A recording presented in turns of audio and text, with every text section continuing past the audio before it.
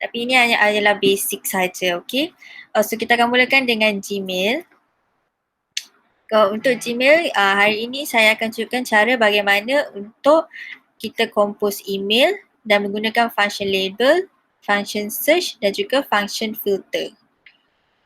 So untuk kita mulakan pertama sekali kita akan gunakan function compose. Okay, pertama sekali kita akan pergi ke Gmail. Saya rasa semua orang tahu macam mana nak pergi ke Gmail. Kita pergi. Kalau guna Google Chrome, dia macam ni, kita terus pergi ke sini, dia akan bawa terus pergi ke Gmail. Dan saya rasa tidak perlu saya tunjukkan bagaimana untuk saya sign in. Okay, ini rupa Gmail. Untuk compose email, hanya pergi ke compose sahaja. Pergi ke compose sahaja. And then dia akan tunjukkan macam ini. Untuk besarkan, kita tekan je macam ni. Tadi sebab saya ada automatic signature, so dia akan keluar macam ni. Tapi untuk semua orang yang baru guna Gmail, untuk new email, dia akan keluar macam ni. Dia akan keluar kosong macam ni. Okay, untuk hantar email, pertama sekali, of course kita akan tuliskan kepada siapa kita mahu hantar email kan. So kita pergi ke tu ni, tuliskan kepada email siapa cikgu nak hantar email tu. So kalau macam saya nak hantar kepada Cikgu Syaista. So, saya pun hanya tulis nama dia, dia akan keluar macam ni. Tapi untuk resipien ni juga dia ada pelbagai jenis yang you boleh hantar. You boleh gunakan function CC juga. CC ni maksudnya carbon copy. So CC ni normally kita akan hantar ke lebih daripada seorang penerima email. So contohnya saya nak hantar kepada Nur Syaista ataupun kepada Katie. And then sesiapa yang terima email melalui CC ni, dia akan dapat juga lihat siapa lagi email ni dihantarkan. So macam contoh saya hantar email ni kepada Syaista, Syaista juga akan tahu yang email ni saya hantar juga kepada Katie, Siti Khadijah Qoraini. Dia lebih kurang sama macam tu, cuma yang berbeza ialah tujuan email itu sendiri. Atau boleh juga guna BCC. BCC ni maksud dia blind carbon copy. So blind carbon copy juga kita boleh hantar multiple email juga. Seperti contoh kalau saya nak hantar kepada Nur Syaista dengan Siti Khadijah Qoraini.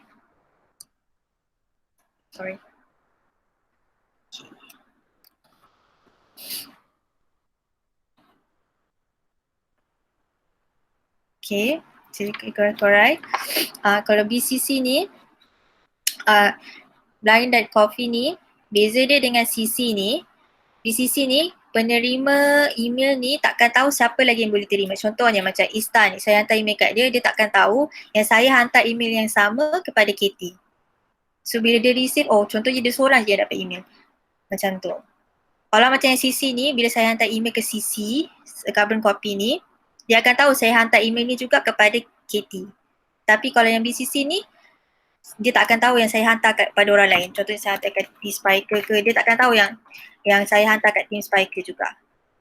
So, normally kita guna BCC ni kalau kita nak buat announcement dan kalau kita hantar kepada jumlah bilangan orang yang ramai. 300 ke 400 ni, selalunya kita hantar announcement ke ataupun apa-apalah yang penting. So itu beza BCC dengan CC. Okay. Dan dalam kalau nak email, sangat penting untuk kita tulis subjek pasal apa email tu tersebut. Kena tulis topik ni, kandungan email ni pasal apa. Kalau cikgu tak tulis pasal apa, nanti cikgu lain ataupun student yang baca tu maybe tak tahu apa kandungan dalam tu dan mungkin dia akan terlepas pandang. Jadi sangat penting untuk tulis apa subjek email itu. So contohnya macam ni, saya nak tulis pasal nota algebra. Nanti Cik Syaista ni bila dia baca email ni, dia akan dapat, oh dia pasal nota algebra. So maksudnya dia penting, so dia kena buka. So penting untuk kita tuliskan subjek. So yang kosong ni, di sini cikgu boleh tuliskan apa email, pesanan cikgu kepada dalam email tu. So tuliskan dekat sini. Contohnya saya nak tulis kepada Hai Cikgu Ista, sila semak nota algebra sebelum kelas seterusnya. Okey. Kat sini kita boleh edit atau formatkan email yang nak dihantar ni. So kalau tengok kat sini, kat bawah ni, ini adalah untuk formatting option. So dia ada banyak pilihan dekat sini untuk kita edit email tu. Seperti contoh kalau kita nak tukar tulisan dia, kita select je. And then kita boleh tukar jenis tulisan apa yang kita nak. Nak tulis sana serif ke ataupun perdana ke ataupun tahoma ke. So kita boleh tukar jenis tulisan yang kita nak ikut suka hati kita. And then kita juga boleh ubah size dia, large ke ataupun kecil ke. So itu kita boleh ubah, kita boleh format. Dan katalah kalau kita nak boldkan certain perkataan kan, biar orang penerima email tu nampak, kita boleh tekan B ni. So dia akan boldkan. Ataupun kita nak sengitkan dia, italickan dia, kita boleh sengitkan juga. Ataupun kita nak letak garisan bawah dia, kita boleh underline juga, dia macam ni. Ataupun kita juga boleh tukar colour teks tu. Ini ada dua, nampak ada dua colour ni. Yang ini untuk kita highlightkan perkataan tu, yang ini untuk kita tukar colour tulisan tu. So contohnya kalau saya nak highlight perkataan kelas seterusnya ni, saya pergi ke sini, untuk highlight saya highlightkan dengan colour kuning. So nanti nampak dia highlight. Okay, kalau tak nak nak tukar teks colour dia, contohnya colour merah, kita tekan je macam ni, dia akan tukar colour merah. Dan katalah kita tak nak tukar balik, kita nak patah balik, kita tak apalah, tak cantik lah, kita boleh tukar redo. Nampak kat sini, undo atau redo. Undo nanti dia tukar balik kepada hitam, redo dia tukar balik kepada merah. Dan kita juga boleh gunakan, dia ada juga function, kita boleh masukkan numbered list ataupun bullet point dekat sini. Semua ada kat sini, cuma tekan je. Contohnya,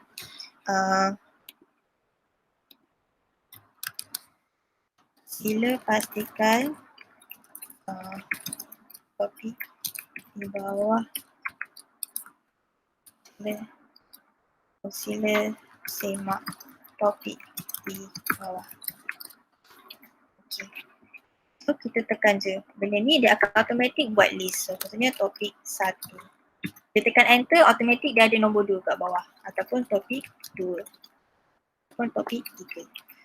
Setelah cikgu semua atau tuan-puan tak suka 1, 2, 3 ni, nak buat bullet point pun boleh.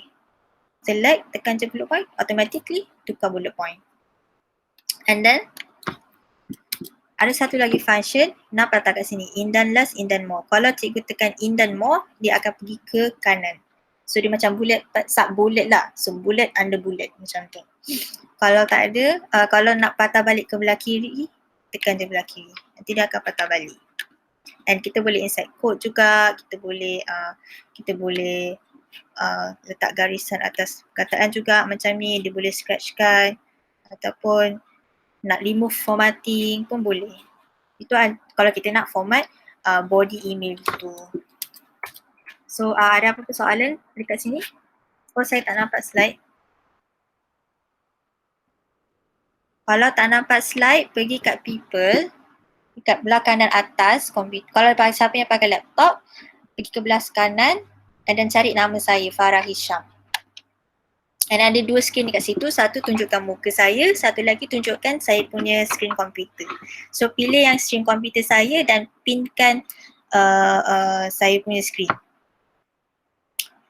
Okay, ada apa-apa soalan tentang macam mana nak format email?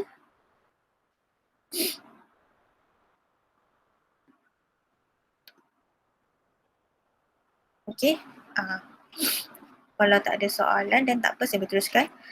Untuk email ni juga saya boleh juga include attachment. Kalau ada rasa macam nak hantar sesuatu dokumen atau file, kita boleh attach dokumen daripada laptop atau komputer sendiri. So pergi ke bawah ni, dia ada ikon gambar paperclip ni, tekan kat sini. Ada, kita pergi je ke mana yang kita nak upload file kita tu. kita pilih, contohnya saya nak upload algebra punya assignment. So pun tekan, nanti dia akan upload. So ini yang paperclip ni adalah untuk attachkan file yang daripada laptop atau komputer sendiri. Okay, so dia akan upload, dia akan masukkan. Ataupun juga kalau nak attachkan file daripada Google Drive, nampak ni ada ikon Google Drive ni, gambar Google Drive, tekan. Then automatically dia akan pergi ke Google Drive you, and then you pergi cari file mana yang you nak hantar, you nak sertakan dalam you punya email. So contohnya ni kan saya masukkan ni, insert, and then dia ada kat sini. Macam tu lah. So mudah aje. Okay. Lepas tu kalau nak include link pun boleh. Kita pergi ke link, insert link, pergi ke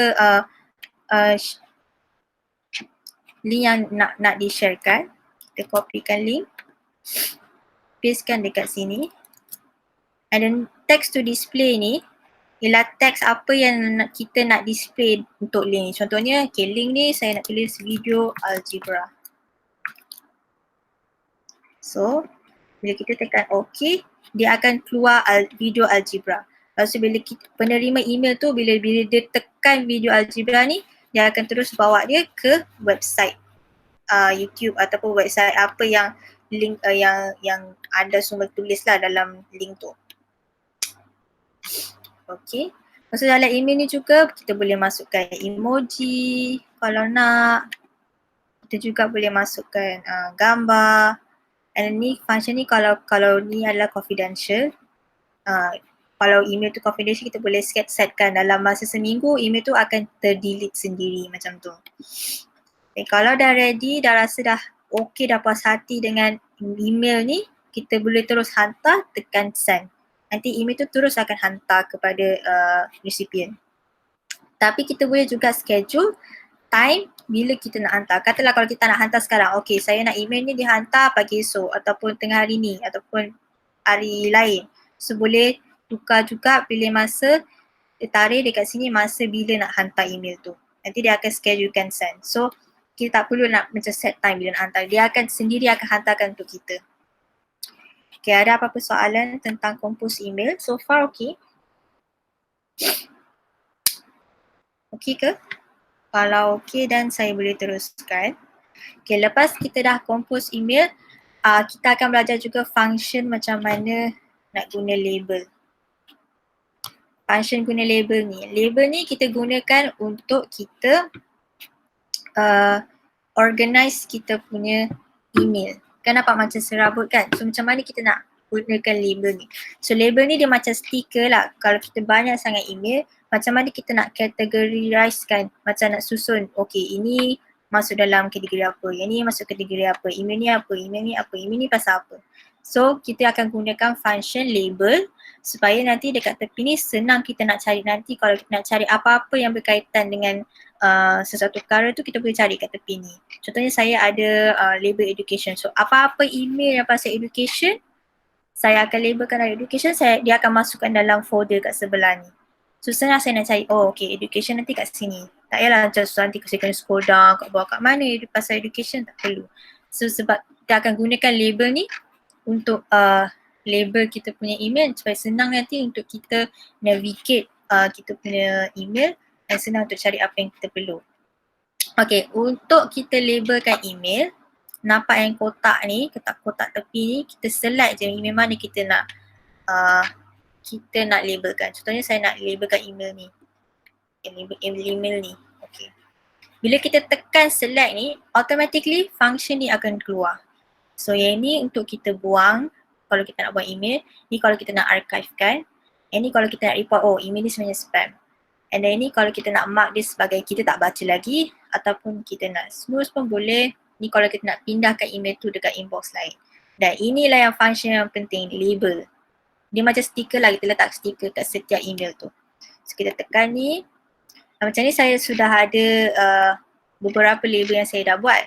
So saya nak email ni dilabel sebagai DS April 2020. So saya pun tekan ni and then saya apply.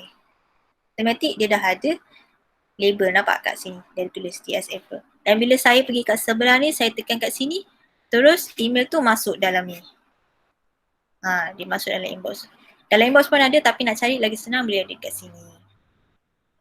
Ataupun cara lain lagi, okay, kita select.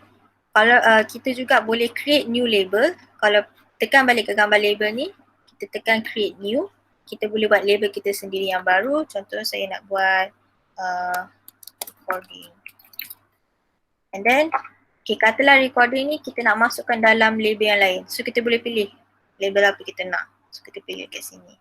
So dia macam label under label. Macam tu. Nampak? So label under label. So benda ni, email ni akan dilabelkan DS recording under DS April. Salah satu cara lain untuk label, kalau tak jumpa butang label ni, kita klik kanan and then ada terus label as. Dan sini pun kita boleh create dan kita boleh tandakan label mana kita nak labelkan email kita. So senang nanti kalau kita nak organize kita punya email.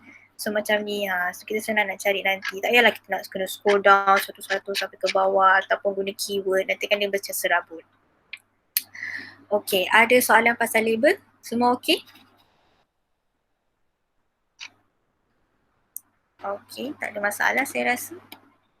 Okay, sekarang kita pergi ke search function. Search.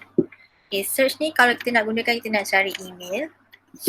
So ada pelbagai cara untuk kita guna search function ni. Kita boleh cari search function menggunakan attachment, menggunakan label, menggunakan email address dan juga menggunakan keywords. Keywords ni kata-kata kunci untuk mencari email kita. Okay, untuk yang mencari email menggunakan search button, pergi dekat search bar ni, ada arrow drop down. Kat sini, kalau kita nak menggunakan email, kita boleh cakap, oh saya nak cari email daripada, contohnya daripada Syaista. Nanti dia akan tekan search, terus dia akan carikan semua email daripada Syaista. Kalau saya nak cari email daripada kepada yang saya pernah hantar kepada Syaista, so saya tulis je dekat tu ni, terus saya tekan search, dia akan terus hantar tunjukkan email yang telah saya hantar kepada Syaista. Dan juga katalah saya ada spesifik topik yang saya nak cari dan dia ada spesifik subjek yang saya nak cari. So contohnya saya nak cari email pasal yang subjek dia pasal assessment. Saya pun tekan search. Terus dia akan cari semua email yang berkaitan dengan subjek. Yang ada berkaitan dengan subjek assessment. Ataupun kita boleh juga cari menggunakan keyword. Contohnya, okay, kalau email tu tak semestinya dalam subjek, tapi dalam email tu mungkin ada perkataan assessment. Saya pun tekan search. So dia akan tunjukkan semua email yang ada perkataan assessment dalam email tu. Okay. Mungkin juga kalau kita nak filter perkataan yang tak ada perkataan lain, yang doesn't have ni kalau lagi spesifik, kita dapat tahu size dia, size berapa size email tu, tapi rasanya tak perlulah kot. Ini macam email tu dihantar bila, dalam masa berapa hari, 3 hari ke, 6 bulan ke, 1 tahun ke, kita boleh narrow down kita punya search. Dan kita juga boleh gunakan cari email berdasarkan label macam ni. Ini semua email, ni inbox, ini start, ini email yang kita telah dihantar, ini draft, and then kita juga boleh menggunakan label ni yang label kita buat tadi. Contohnya saya nak cari dalam education, nanti saya akan cari assessment. Nanti terus dia akan keluar yang dalam label education yang tulis perkataan assessment. Macam tu. Ataupun juga kita boleh narrow down email kita tu ada attachment ke tak. So kita boleh cari juga macam tu. Still guna drop down yang sama, tekan je has attachment. Nanti dia akan cari semua email yang ada attachment, nampak? So dia akan tunjukkan macam tu. So itu pasal search function. Ini semua okey ke pasal search function ke ada masalah? Saya rasa macam tak ada masalah je. Okey. Seterusnya kita akan belajar pula gunakan function filter. So function filter ni dia guna function yang sama yang drop down ni. Contohnya dan filter ni digunakan untuk incoming email. So macam email yang baru akan datang, apabila kita guna create filter ni, dia akan sendiri masuk ke inbox ataupun label yang kita sendiri decide. Contohnya macam any email daripada Katie, saya nak apa-apa perkataan yang berkaitan dengan webinar, saya nak create filter. Bila email yang daripada Katie yang ada perkataan webinar, bila dia sampai nanti, saya nak dia terus dilabelkan sebagai DS April 2020. So, automatically any email daripada Katie yang ada perkataan webinar, automatically nanti dia bila dia masuk, dia automatically akan dilabel sebagai DS April. Ataupun saya nak block orang, saya tak any email daripada spam ke, kalau tiba-tiba dia dah datang ke, kita kena spesifikkan daripada siapa. Saya bila email tu masuk je saya akan delete. Email tu masuk je dia delete. Email masuk tu delete. Macam tu. So kita boleh tentukan dekat sini apa email yang baru akan datang tu apa yang akan kita buat. Macam kita nak filter dia ke ataupun ni. Itulah function filter. Maksudnya akan kita filterkan email-email yang tak perlu atau email yang penting macam tu. So bila saya tekan yang ni, automatically email daripada Katie yang ada webinar dia akan dilabel sebagai DS April macam tu. Okay, ada soalan pasal filter? Okay, semua orang okay? Alright. Sekarang kita dah habis pasal Gmail. Kita akan teruskan pula dengan Google Chrome. Okay. Google Chrome, ini rupa Google Chrome. So Google Chrome pada hari ini, saya akan cover tentang dua function asas dalam Google Chrome, iaitu Omnibox dengan Incognito tab. So Omnibox ni kat sini, search bar yang ke atas sekali dalam Google Chrome. Itu kita panggil Omnibox. Omnibox ni dia sangat powerful and then dia search box yang macam-macam fungsi dia boleh buat. So salah satu fungsi daripada tu dia berfungsi sebagai search box. So kalau kita nak cari apa-apa, kita boleh just terus tulis keywords dekat sini. Contohnya saya nak cari pasal flower. Saya tekan, terus dia akan keluar pasal flower. Saya tak perlu lagi pergi ke Google website ke ataupun tulis ke. Contohnya kan dulu kan kalau guna web browser, kita pergi google.com dulu, baru kita pilih flower, dia macam lambat. Sekarang kita dekat Chrome, kita just tulis dekat Omnibox ni perkataan flower, dia akan terus bagi search result pasal flowers. So kat sini dia ditunjukkan kita boleh nampak all images, maps, videos, news. So all ni semua yang berkaitan dengan flower, website pasal flower, kedai pasal flower, nak beli online pasal flower, semua ada dekat sini kat under all ni. And then kalau pergi ke images ni, you can find all semua gambar yang ada dengan flower dekat sini. And then images ni juga kita boleh juga gunakan filter tools. Tools ni untuk lagi kita narrow down jenis flower apa yang kita nak. Contohnya kalau size ni kita boleh tukar size apa kita nak. And then contohnya saya nak colour flower ni, saya nak colour biru. Saya tekan je, automatically dia akan tunjukkan result.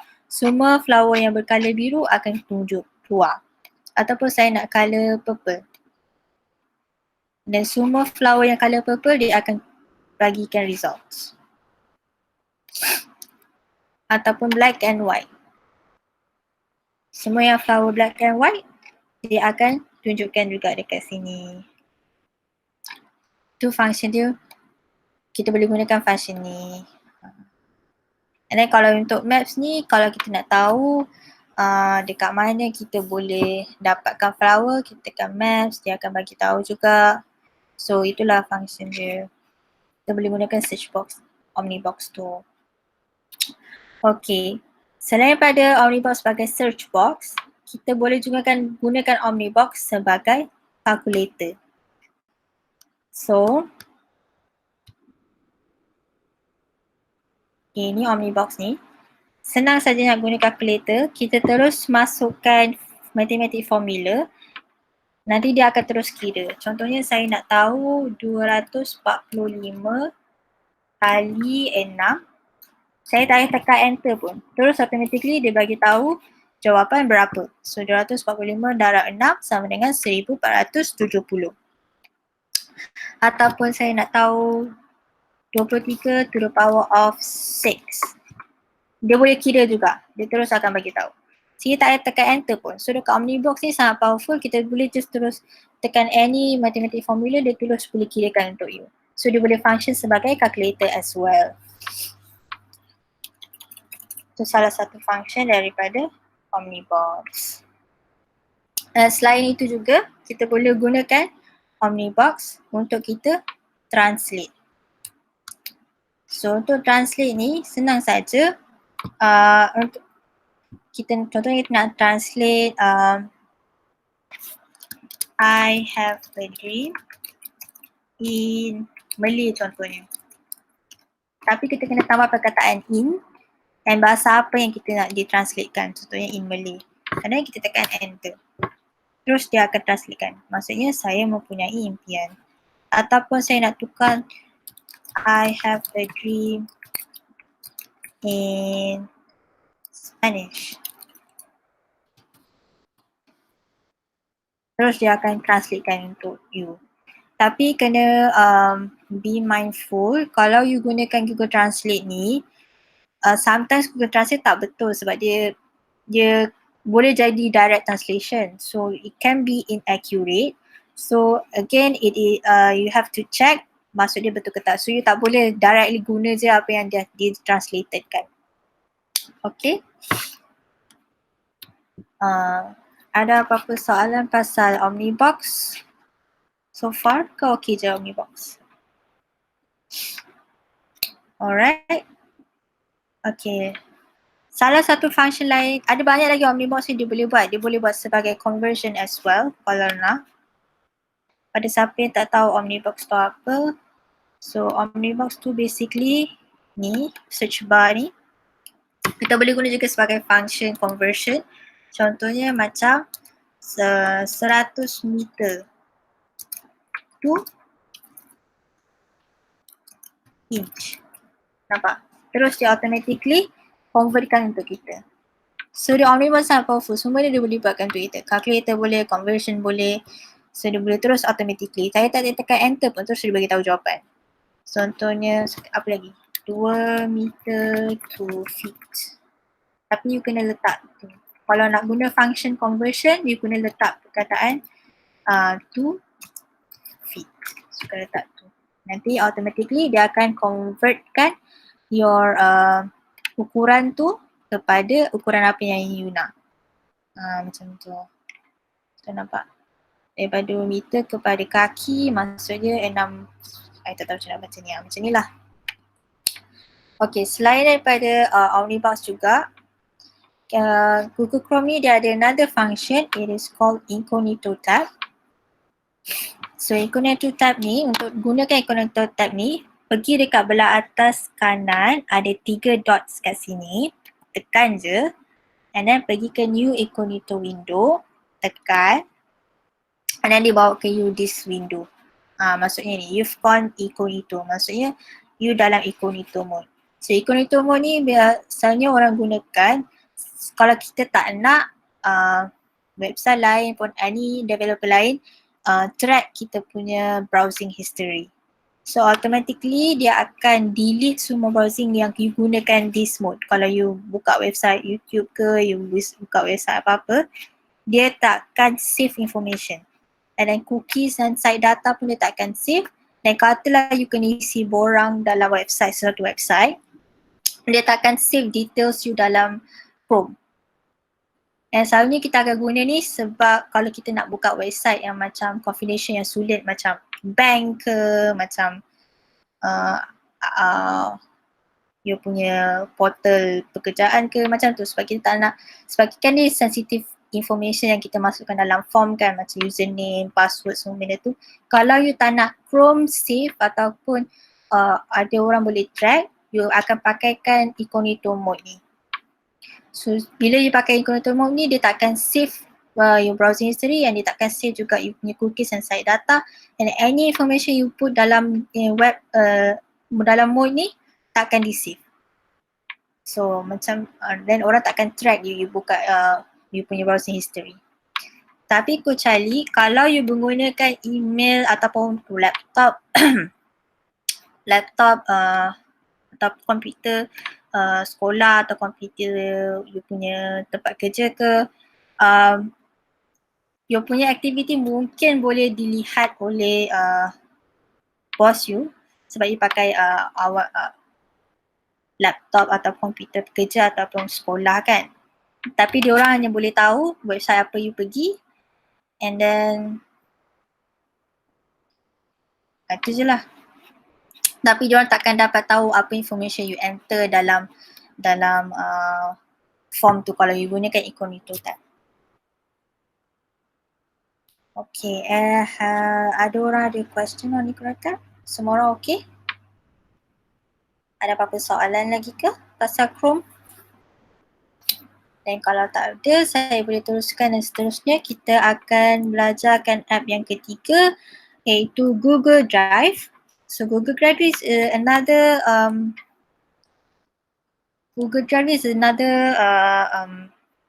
app dari yang integrated in Google. It's a cloud storage. So hari ini saya akan tunjukkan cara bagaimana kita nak gunakan Google Chrome untuk kita create folder dan file, untuk kita upload folder dan file daripada laptop kita atau komputer kita ke Google Drive, dan macam mana kita nak share folder dan file ke Google Drive. Okay, so untuk pergi ke Google Drive senang aja. Dia ada banyak cara untuk pergi ke Google Drive. Kalau anda tengah tengok email anda, kita pergi just dekat 9 ball macam Dragon Ball ni, yang 9 dots ni, and then dia ada banyak apps daripada Google you boleh tengok. So you hanya perlu tekan kepada Google Drive, automatically it will bring you to Google Drive punya website. See? Alright, so ataupun alternatively you can use Omnibox juga to cari Google Drive for you. So you just use Drive Google, and then you can enter, automatically it will bring you to Drive. Alright, so this is how Google Drive looks like. So kita ada search bar juga untuk kita mencari apa-apa dokumen atau file dalam kita punya Google Drive. Kita ada function new untuk kita create and upload file atau folder. And then dekat priority ada priority function ni depends on versi apa you punya Google Chrome. Sometimes ada yang ada, sometimes tak ada. Priority ni macam benda yang penting. So my drive ni yang ada yang dalam you punya drive lah. Folder apa yang ada dalam drive you. Yang ni apa-apa folder yang telah di-sharekan oleh orang lain kepada you. Ada yang ini recent, yang folder yang terkini you pernah buat ataupun you modify. And then star ni untuk senang kalau you nak cari benda-benda yang penting yang you selalu frequently work on, you can just start your folder later. And then trash ni tempat you buang mana-mana folder yang you tak nak. You boleh revisit balik kalau you terbuang ke apa, you boleh revisit balik. Dan restore balik the folder yang you terbuang. Okay, so sekarang saya nak ajar cara bagaimana untuk kita create folder dan create new file. So kita tekan ke new ni. So dia ada option kat sini. Option folder. Tekan. Okay, kita boleh namakan folder apa kita nak. Namakan contohnya macam kelas ada orang tertekan presenting ke? Kalau boleh jangan tekan presenting. Okay, semua orang boleh nampak skrin saya tak? Katanya boleh nampak dah sekarang. Sekarang saya tengah tunjukkan Google Drive.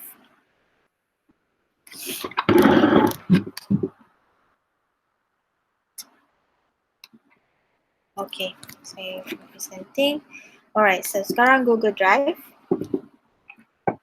Untuk create, you tekan just new and then folder and then namakan folder tu sebagai apa? Contohnya saya nak namakan dia sebagai demo 1 and then create.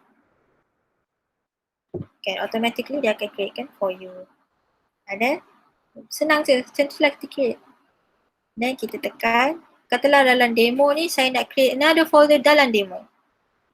So, tekan balik ke new, tekan folder, create demo 1.1. Automatically akan ada folder ni dalam folder demo 1 ni. Ataupun cara lain untuk you create folder juga, you can just go here and then tambah new folder. Sama je cara dia. Ataupun right click and then you can still create folder. And then untuk create file pula, kita boleh create file Google Doc dalam folder, Google Sheet dalam folder atau Google Slide dalam folder ataupun apa-apa jenis file lain dalam Google Application untuk kita create dalam folder ni. So contohnya saya nak create Google Docs daripada blank dan saya akan namakan contohnya dokumen ni sebagai doc 1. Automatically bila kita refresh, refresh automatically dokumen yang kita buat dekat sini tadi automatically dia masuk dalam folder ni. Sama juga kalau kita nak create Google Sheets kan. Tekan je tambah new and then kita namakan saja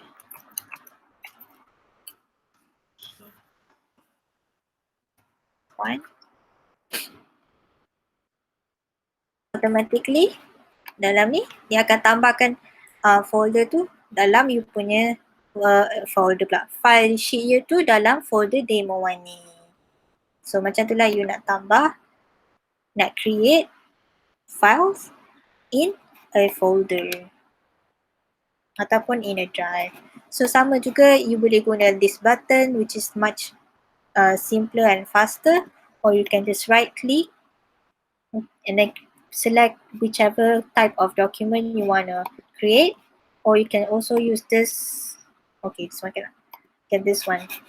Okay, either this or right click.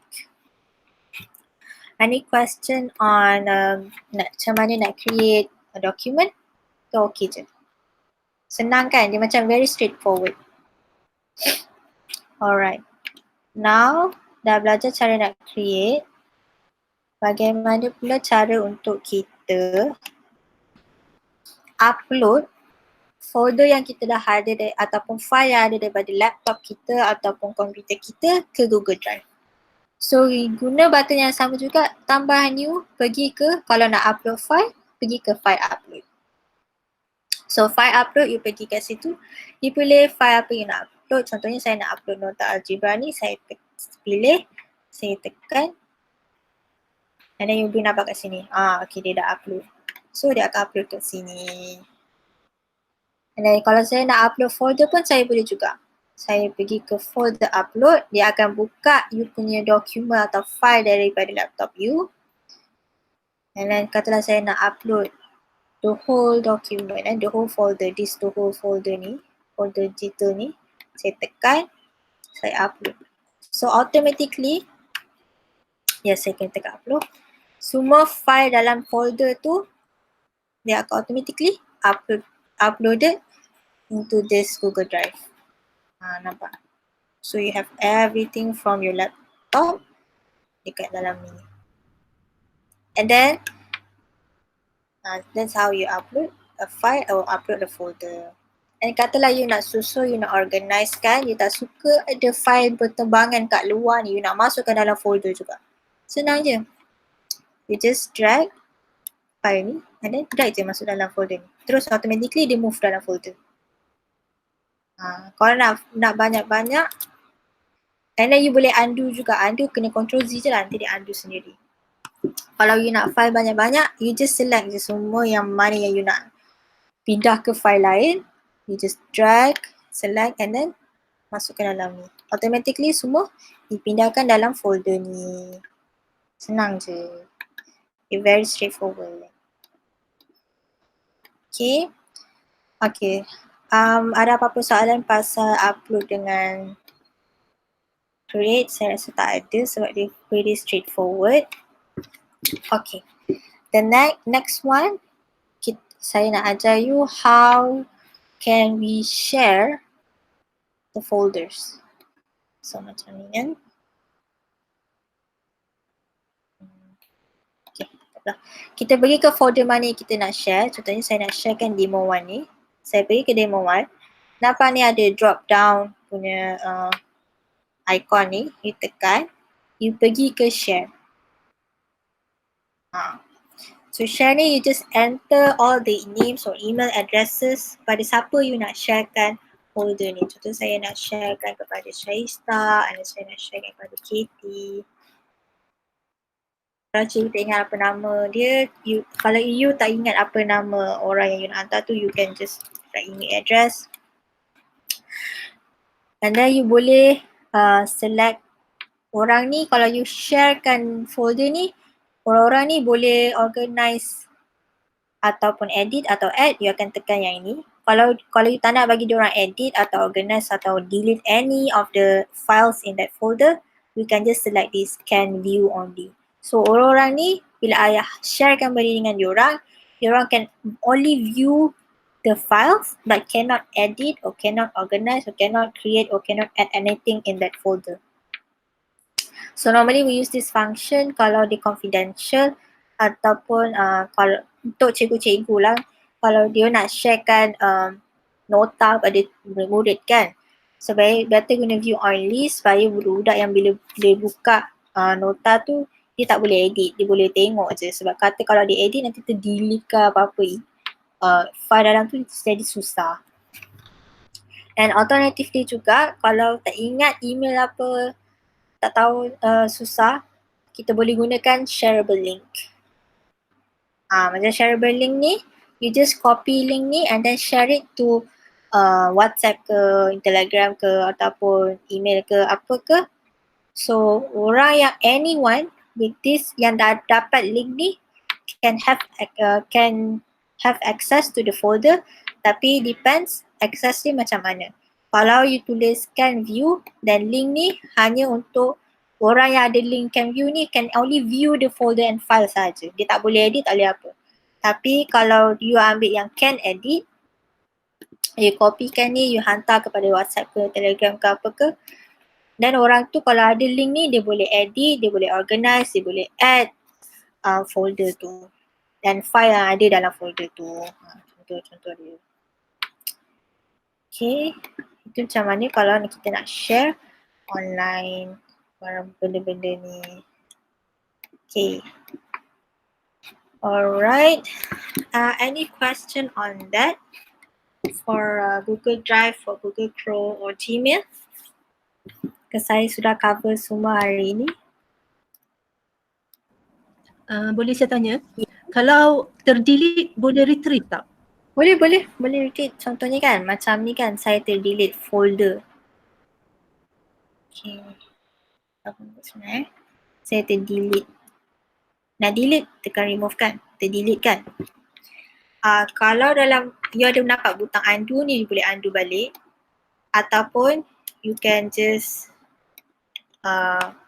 Ctrl Z dia akan undo balik. Tapi katalah you terdelete, you tak ada undo, tak ada control Z, you pergi ke trash ni. Ni ada trash ni. So semua yang you terdelete ada dekat dalam trash. And then you just carilah mana yang you terdelete tu. Lepas tu you select and then you right click and then restore. Right click, restore, and then automatically dia ada balik dalam folder yang you terdelete tu. Dia ada balik. So pergi ke trash je, cari je balik email mana yang you terdelete, pilih email pula, folder ke atau file mana yang you terdelete, and then you right click and then restore. Senang je. And then kalau you tak nak dia ada dalam trash, then you boleh delete forever lah. Jadi forever dia akan delete for you. Okay. Any more question?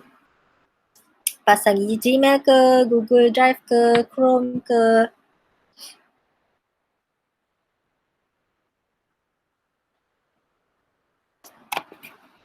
Tak ada. Okay. Kalau macam tu saya rasa saya boleh sebab kita lagi 10 minit kita boleh habiskan session ni awal hari ni. Tapi confirmnya tak ada apa-apa soalan? Untuk Gmail ke, untuk Google Drive ke, Chrome ke, tak ada Lagi satu, kalau kita ada 2-3 email, is it yang kita create tu dia bercampur atau dia ikut email masing-masing? Maknanya folder tu dia tak akan nampak lah dalam email yang lain. Drive tu dia tak sharing 2-3 email lah, means stick to one email macam tu. Drive to stick to one email, you nak hantar drive ke you nak hantar email? Contohnya kalau kita create file ni dalam email sekarang ni, satu email ni, tapi kita ada lagi another email, apa yang kita create dalam email yang ni, kita tak nampak lah dalam email yang lain. Yes. Kalau you cakap drive, kalau pasal drive dia takkan nampak. Drive takkan nampak. So maksudnya kalau I pergi kat Gmail ni and then I create email, is that what you meant? Nampak kat screen tak? Okay, maksud I macam kalau kita create folder dalam drive. Folder dalam drive, okay. So dalam folder ni dia takkan nampak dalam email yang lain lah. Takkan nampak dalam folder yang lain, yes. Dia akan nampak dalam folder you je lah. Ini you punya kan, you punya account. Ya. Maksudnya kalau kita ada 2-3 email, so walaupun tu email kita sendiri, so dia tak akan bercampur. Betul. Oh, saya faham. So contohnya kalau saya ada another account kan. Okay, saya faham. Okay, contohnya saya ada email lain. Saya sign in. Okay. Okay, ini folder saya yang lain pula. Ni drive lain. Dia takkan bercampur. So ni dalam account saya yang lain. Okay. Bila saya pergi ke account yang lain satu, dia akan buka drive yang lain. Dia macam different cloud, different storage. Macam different computer, totally different. So dia takkan sama dengan yang lain juga. Okay, faham. So jangan risau lah, dia takkan bercampur. Kalau you punya email work ke atau personal email account ke, dia takkan bercampur. Dia semua lain-lain. Dia depends on account mana yang you sign in untuk Google Drive tu. Sama juga dengan email. Okay. You buka drive apa, and semua jenis application dalam Google ni apa-apa saja dia akan depends on account apa you guna. Dan dia akan simpan dan berkaitan dalam email tu sendiri, dan account tu sendiri. So dia tak akan campur dengan account lain. Okay, thank you. No problem. So any more questions? Okay, dan tak ada. Okay, sebelum tu saya nak ambil peluang ni nak tunjuk kami ada website yang kami baru launch. Sebab kami akan ada free online classes untuk semua orang. We have English classes, digital classes as well. So can visit lah this link untuk tengok apa yang ada kat situ. Kita ada untuk children juga, kita ada untuk student, kita ada untuk youth. So boleh visit ni. And then sebelum saya endkan session ni, boleh tak saya nak minta tolong semua orang untuk jawabkan survey ni supaya saya boleh improve saya punya training and content later in the future. I will share you the link supaya boleh jawab survey ni dalam chat. Okay. Tolong you jawab link ni, survey ni. Kalau dah jawab, then can leave the call. Terima kasih banyak-banyak. Saya bagi 2 minit untuk jawabkan survey ni. Dan kalau ada soalan lain pun boleh bagi tahu saya dalam chat ataupun unmutekan mikrofon.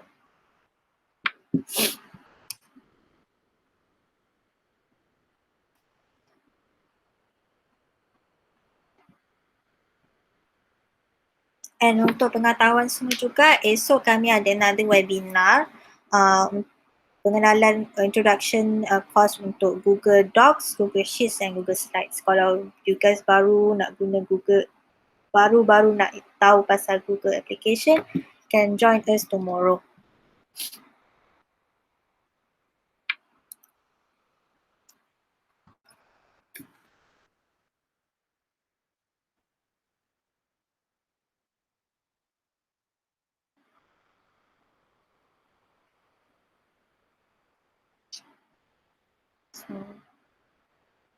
Semua dah jawab survey tu ke? Kalau dah jawab, then you can leave the call now. Thank you very much. Thank you very much for your time. Thank you for attending.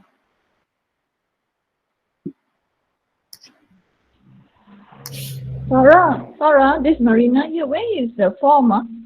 What form, yeah? The survey form, yeah? Yeah, I just shared it in the website, in the chat, sorry. Can you? Where do I can't find it? In the chat? In the chat? Can you find in the chat? If you cannot, I show you the screen. Can you see my screen now? Hello? No. You cannot see my screen, yeah. Okay. Sure. You know, can you access the it is a cikgu yang Cikgu Hidayat ni QR code kan? Kami tak dapat QR code from KPM lagi for this course. I think because ini diorang last minute baru nak extend the webinar. Jadi kena perlu, kalau Cik Hidayat boleh key in kan form ni, bagi email cek, nanti saya boleh bagikan link QR code kalau ada. Siapa tadi? Have you found the form yet? Not yet, yeah. Can you go to chat? The Google Hangout chat? Are you using phone or are you using laptop? I'm using phone. Using phone. Are you viewing it in landscape view ataupun horizontal view? If you just rotate your screen, nanti dia akan keluar chat. If you just rotate your screen, it will show you the chat area. Landscape, is it? Yeah, landscape is the you can see the whole screen. But if you rotate it to vertical, it will show you the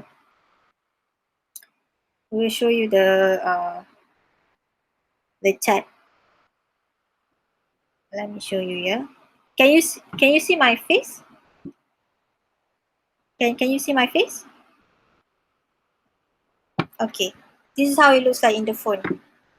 You see there's a people, there's a chat, and then there's this icon. So you go to chat, you will see the form link there.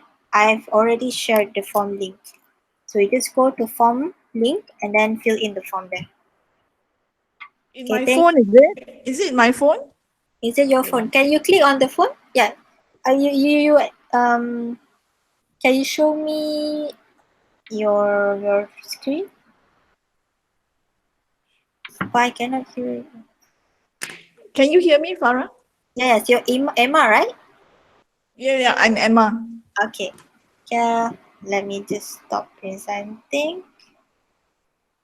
Okay. All right. So can you see my screen now? My face and my phone? Yeah, I can see yourself holding your phone. Yeah. So now, if you go to chat here. Okay. If you just scroll and find the link to the form. scroll down or up? Scroll down. It depends on your phone. You just scroll down or up and then until you find the link. The link is called webinar something. Webinar Souls 24/7 webinar. Can you find it? Wait, I'm looking. Okay.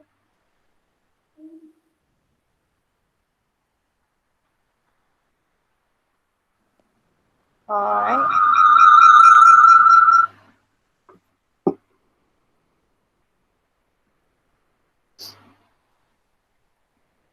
Are you able to see the link?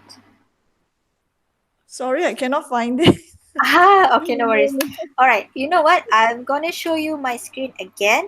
Can you just screen cap the link so I can just send it to you? Screen cap. Wait. Okay. All right. I already sent the chat again. Can you check again the chat? Can you find the link to the form?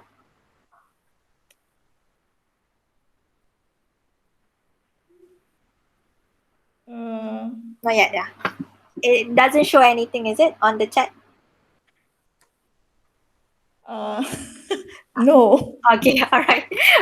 No problem. No problem. So okay. I'll show you my screen again. Let me present my screen. All right. Let me present my screen. Okay. Can you see my screen now?